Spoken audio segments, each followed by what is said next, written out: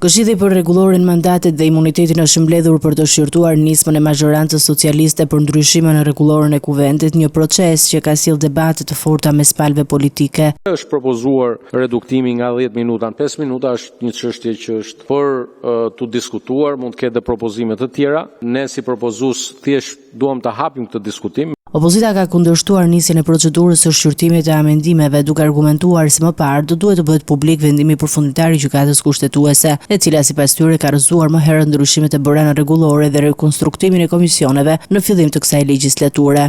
Ne nuk e dim çfarë do të shkruaj ose çfarë po shkrua ndërkohë gjykata kushtetuese. Që tha zoti Strazimiri, ata kanë lirinë e tyre që ta interpretojnë kushtetutën në mënyrë të plotë dhe duke na imponuar neve rregulla për mënyrën si ndryshon rregullori. Demokratët shprehen gjithashtu kundër përmbajtjes së ndryshimeve të propozuara nga mazhoranca, të cilat ruajnë numrin e komisioneve parlamentare, por parashikojnë shkurtimin e kohës së diskutimeve të deputetëve nga 10 në 5 minuta, si dhe kalimin me procedurë të përshpejtuar të ligjeve që lidhen me procesin e integrimit evropian.